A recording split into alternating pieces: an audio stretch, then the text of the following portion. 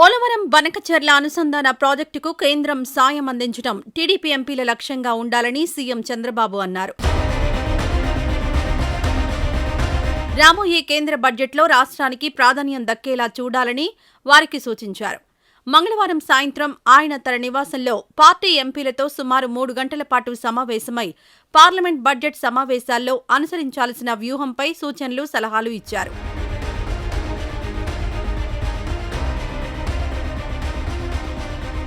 కేంద్ర మంత్రులు Rammohan Naidu, Pemmasani Chandrasekhar, parliamentary party అధ్యక్షుడు లావు శ్రీకృష్ణదేవరాయలు, పార్లమెంట్ సభ్యులు హాజరయ్యారు. పోర్టులు, కొత్త జాతీయ రహదారులు, విశాఖ, విజయవాడ మెట్రో ప్రాజెక్టులు సాధించడానికి గట్టి ప్రయత్నం చేయాలని చంద్రబాబు ఈ సందర్భంగా స్పష్టం చేశారు. పోలవరం టు బనకచెర్ల ప్రాజెక్టు పూర్తయితే రాష్ట్రం దశ, దిశ వేగంగా మారిపోతాయని, సముద్రంలో వృధాగా కలుస్తున్న గోదావరి జలాలను సద్వినియోగం చేసుకోవడానికి మనం దీనిని చేపడుతున్నాం. దీనిని సాధించడం మన లక్ష్యంగా ఉండాలి. Nadikudi, Srikalahasti, Renigunta to Gudur, Kotipalli to Narasapuram, Kadapa to Bengaluru railway లైన్లు త్వరగా పూర్తయ్యేలా రైల్వే శాఖ నుంచి నిధులు సాధించాలని తెలిపారు.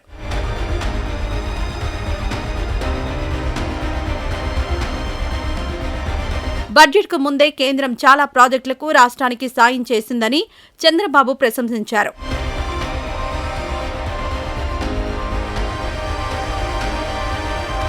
విశాఖ ఉక్కు కర్మాగారం కోసం 11,500 కోట్లతో package, Nakkapalli bulk drug park కోసం 14,000 కోట్లు, రాజధాని అమరావతి నిర్మాణానికి 15,000 కోట్లు, పోలవరం మొదటి దశ నిర్మాణానికి 12,000 కోట్లు, కొప్పర్రు, ఓర్వకల్లు పారిశ్రామిక కారిడార్లకు 5,000 కోట్లు కేటాయించడానికి ముందుకొచ్చిందని గుర్తు చేశారు. 5 ఏళ్ల వైసీపీ పాలనలో రాష్ట్ర ఆర్థిక పరిస్థితి ఘోరంగా దెబ్బతిందని, ఈ సమయంలో రాష్ట్రం నిలదొక్కుకోవడానికి కేంద్రం సాయం అవసరమని ప్రతి సందర్భంలో గుర్తు చేయాలని కోరారు. విభజన చట్టంలో అంశాలు ఇంకా కొన్నింటిని కేంద్రం పరిష్కరించాల్సి ఉందన్నారు. రాష్ట్రం రూపొందించిన పాలసీలను ఎంపీలు బాగా అధ్యయనం చేయాలని సూచించారు.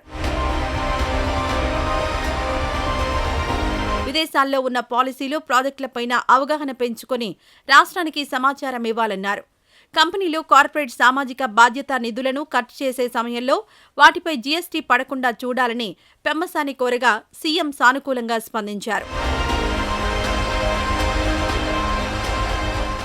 ఈ వీడియో నచ్చితే లైక్ చేయండి. అలాగే మా ఛానల్ ని ఫస్ట్ టైం కనుక చూస్తున్నట్టయితే ఇప్పుడే సబ్స్క్రైబ్ చేసుకుని పక్కనే ఉన్న గంట సింబల్ ని యాక్టివేట్ చేసుకోండి. అప్పుడే మేము పెట్టే ప్రతి వీడియో మీకు నోటిఫికేషన్ గా వస్తుంది. అలాగే ఈ వీడియో పూర్తిగా చూసినందుకు ధన్యవాదాలు.